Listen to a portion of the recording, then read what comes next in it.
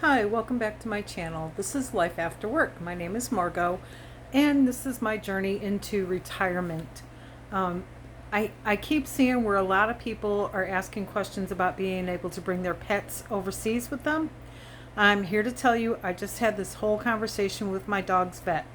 So you go to a website, it's APHIS.USDA.GOV, G-O-V, and I'll post that link in my page description. You can go right there and click on that link and it'll get you to where you need to be. So the first thing you're going to do on that is you're going to search for a USDA vet, someone who can do all the paperwork for you for your animal to get onto an airplane so that you can take them overseas. And yes, you're going to need that paperwork to take them to South America, Central America, Mexico, all of the above. Pretty sure you don't need it for Canada, but don't quote me on that. I would still look if you're planning to go to Canada. It never hurts to check to make sure you've got all the right shots and all the right things going on for your animal. So get onto that website. You're going to look for your vet first off, and then you're going to look for the country that you're going to. Now, we discovered, because we have a layover in Germany, that I will need paperwork for Germany as well as for Albania. So my vet's going to fill it all out all at the same time. We're going to get it done because you have X number of days, 10 days, from the moment they send it to the moment you get it back. You got to be on an airplane and be out of here. So it's tight. It's a tight squeeze, but it can be done because lots of people do it all the time. So I'm looking at that. I think the only thing that my dog needed for shots still is his rabies is going to expire before we leave. So he'll be getting that in January. He did have fecal testing done to make sure he doesn't have any bugs in his tummy. We did discover he's got something called hookworms in his belly. So we start the treatment for that tomorrow. Super easy treatment, down the gullet tomorrow, and then 14 days later down the gullet one more time. And he should be okay. We're going to retest the fecal matter in about a month to make sure the medicine did its job. So that's the bit of information that I came across, that I see a lot of people who just assume they can put, Fluffy in a cat carrier and throw Fluffy on the plane. It doesn't work like that. Make sure you're talking to your USDA vet, not the guy that you go to all the time, unless he's USDA certified. And you can find that out by going to the APHIS, APHIS.USDA.GOV. You can find all of the USDA vets in your area, and hopefully your vet is certified by them. My regular vet was not. So we now have a new vet who I really like much better. I won't tell my regular vet that, but I really like this guy much better. So he's taken over Roosevelt's care. They do a wonderful job with him up there, and this dog is high anxiety, and he flopped over on the floor yesterday and wanted belly rubs. So they're doing the right thing. And they were talking with me about, when we get him on the plane, things that we can do and what we can't do because of his high anxiety. So they'll tell you right there, you cannot sedate an animal and then put them on the plane to fly. The airline won't allow it. It's dangerous for the animal, but there are other things, like they can give him, something to make him relax. And that's all he needs. He's not going to be sedated. He's just going to be relaxed. So pretty sure I need some of that for me too. So I'll talk with my doctor as it gets closer for me. Can I get something to relax? I'm actually not worried because I love to fly. I've been across the United States, I don't know, 3 or 4 dozen times, flying from the East Coast to the West Coast. Flown from Montana to LAX and back again. And yeah, so I did all that. And I'm actually looking forward to this flight and landing in Germany, because I plan to go find me something called Shashlik, which is just a fancy way the Germans say shish kebab. But oh my God, it's so good. It is so good, with some pommes frites and some mayonnaise and maybe some curry sauce, and I'll be a happy camper.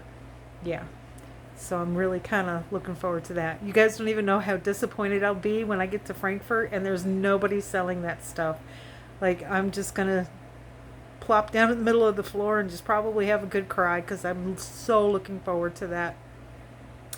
I thought about planning like 2 or 3 days of hanging out in Germany before we hop back on the plane and head to Albania, but I'm like not real sure. We'll see. I haven't decided yet. Don't know how the dog is going to react to all that, but yeah, we'll see. Um, I just I just have these plots and plans that I would like to do that. Other things as far as Roosevelt goes is he went and had toenails did, so we're going to try to keep up on the toenails. When I try to do them, he wants to take my arm off, and he gets like he gets very, he's sorry that he bit me, but please don't touch his toes. So that's how he is. So we have to go to the vet to get the toenails done. And he actually did really good with them. I was really surprised. Me, he wants to tear me apart. So, yeah. He gained weight just since the last time we went to the vet, which was like maybe a month ago. So he's going to be put on a strict diet of Dad better not bring home food for him because he's not going to be able to eat it. He doesn't need the chicken nuggets that he brings home. He doesn't need the beef and broccoli that he brings home. And yes, this man feeds stuff like that to that dog.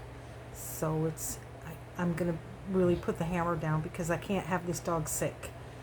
And he is like, I could see it, like he's overweight. And so he and I are going to start going out and probably like hit the trails a couple of times a week. Right now we do it like on Saturday and Sunday. So I think that with my schedule, we can possibly bump that up to like, Saturday, Sunday, Tuesday, Wednesday, something like that. We'll figure it out. We'll figure out the whole new schedule to just kind of get him to lose some weight because my God, that poor animal. And I know it's not comfortable for me to be heavy. So, and I am like, I mean, I'm sure you can see it in my neck and my face. It's not comfortable for me to be heavy. I was never heavy. I was always an athlete, and I suffered a horrible injury to my shoulder, like to the point it had atrophied, and we couldn't even get my arm to lift up. And now I can put it up over my head. But it was a devastating injury, and I gained a lot of weight when I was in recovery. So I did a lot of working with the weights for my arms, but the rest of me wasn't doing anything else because I would go home and go to sleep and I had nothing better to do, so I would watch TV and eat. So yeah, I'd like to get back down to my athletic self, but I'm an old lady now, so it's probably not going to happen.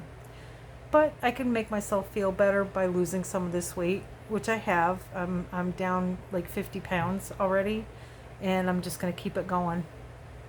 I just, another 20 pounds and I'm going to be a very happy camper. So that's where I'm at. But I just wanted to share that whole, the APHIS.USDA.GOV.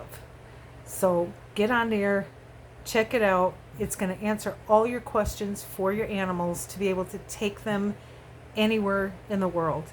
And this is for Americans. I'm pretty sure Canada has something similar. You might need to Google it, but I'm pretty sure Canada has something similar to the USDA, where our USDA controls like the meat that you eat, the vegetables that you eat, stuff like that. They also control animal vaccinations. So this is something that I had to look up for me. I heard a lot of people talking about it, but nobody was giving out the website, so I kind of had to do the little, the Google search to find this. So once I found it, I got in there and I found all the information I need. I was able to print off the forms for Albania and the forms for Germany. And all I did was print those off, stapled them together for each individual country, put them in the packet, printed off a copy of his his transponder number for his thing. Just completely drew a blank. So I printed off a copy of that. It has a picture of his face that I'll be able to attach to his crate. And we have that going on. And then we got water bowl and a food bowl to put inside of his crate. And a nifty little trick that I learned from another YouTuber was, when you're getting ready to fly the night before, fill the water bowl halfway. Put it in the freezer and let it get solid. And then just before you put them in the crate, put a little bit more water in there, and it'll give them something as it thaws. They'll be able to drink that water. I was looking at where, Lufthansa, when you fly in with animals, they have like this whole veterinary section that they bring the dogs in. They have their own kennel, put them in the kennel. They take them out and exercise them. They try to give them a little bit of food. They give them a little bit more water, and they'll change out the water bowl for him. So the more I look into that, the happier I'm getting with my choice of Lufthansa. I did look into British Airways, and they pretty much do the same thing. Theirs is a little set up slightly different, not by much, and they will get your dog, and again, they'll take them out and exercise them. They'll give them a little bit of something to eat and something to drink, and they'll get them back into their crate and onto your next plane for you. I didn't look into Austria Air, didn't look into that, not yet anyway. And I didn't look into Swiss Air, not yet anyway. But I'm assuming, they're the four big players. They're going to do everything the right way for your animals. And my dog is not the first animal that they've had in their cargo hold. These people transport horses for polo matches, for horse races, so they know what they're doing, and I trust them. My dog might not like it, but he's going to be okay, because once they close that door and it gets dark in there, he's going to go right out to sleep. He's going to be a very happy puppy. The only thing I worry about is my ears get bothered when I'm going up in a plane, so I'm hoping that he has some natural mechanism to swallow and unpop his ears, because that could be very painful for a dog.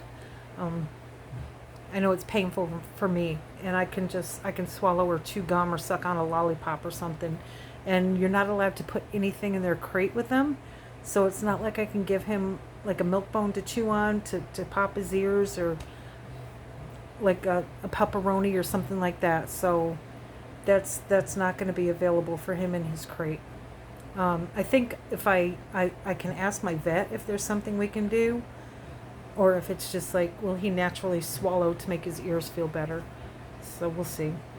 That being said, I'm going to say goodnight. I have been under the weather all week, really not feeling good. Apparently we're passing around some type of stomach bug here at my house, so not been a good week.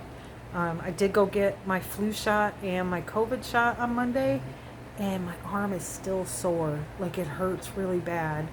And this is Wednesday? So yeah. And my goodness, I don't know if y'all can hear that. The rain is coming down in buckets out there right now. Like, it's coming down in buckets. So I'm going to say goodnight. I'm going to get up and close the window so I don't get rained on in the middle of the night. And y'all have a great night, and I will be back. Starting to feel human, so I will be back. Bye for now. Hit that like and subscribe button, and pass it on to your friends. If you know anybody who's thinking about moving overseas and wants to chime in, by all means, get into the comments section, holler at me. If there's something you want me to look up for you or talk to you about, let me know that. Because right now I'm looking at, what do I need for my dog? What do I need for me? What do I need for luggage? And looking at Lufthansa, I can have my regular luggage plus one more. And then I can do a carry-on and a personal item. So my personal item is most likely just going to be my backpack with my laptop in it. And my carry-on is going to have Roosevelt's stuff in it. His toys, a couple of bags of treats. I don't know what else to put in there for him. His toys, his treats. I got a big box that I'm going to put his dog food in. Just wrap it all up as good as I can. And get him a big bag of his regular dog food. I'm not going to even open it. Just going to pack it, and off we go. So that's where we're at with that. Have a good night, everybody. Don't forget, hit that like and subscribe button, and I'll be talking with you all again later.